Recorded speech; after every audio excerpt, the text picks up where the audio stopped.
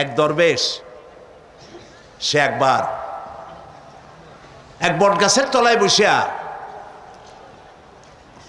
এই আয়াত পড়তেছিলেন। এই আয়াত পড়ে তার মনে উঠলো, আল্লাহ পাক বলছেন হাল তারা মিন ফুতুর, দেখো কি কোনো ভুল চুক, আবার তাকাও। তো সে দেখে ভুল ত্রুটি তো ধরবার উপায় নাই, আল্লাহ তোমার সৃষ্টির মধ্যে কোনো ত্রুটি নাই, তবে একটা জিনিস আমার কাছে একটু বেকায়দা লাগে। সেটা কি?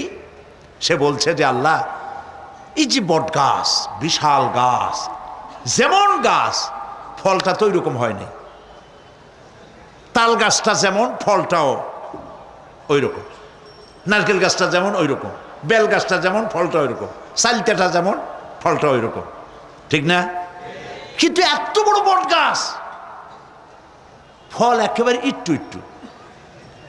দরবেশ সাহেব চিত হয়ে শুয়ে শুয়ে এগুলি চিন্তা করতেছিলেন। হঠাৎ করে একটা বটের ফল, আধা পাকা ফল, অনেক উপর থেকে বৃন্তচ্যুত হয়েছে দরবেশ সাহেবের নাকার ডগার উপরে টস করে পড়ছে। পড়ার সাথে সাথে নাক জ্বলিয়ে উঠছে। কান ধরে তওবা করে দরবেশ সাহেব সেজদায় পড়ে গেছেন, আল্লাহ কি বলি না করলাম, আমার চিন্তা মতে যেমন গাছ তেমন ফল, তালের সাইজের যদি হইতো, যে পজিশনে আমার নাকের উপরে পড়ছে, নাক তো ভালো, মাথাও গুঁড়ো গুঁড়ো হয়ে যেত।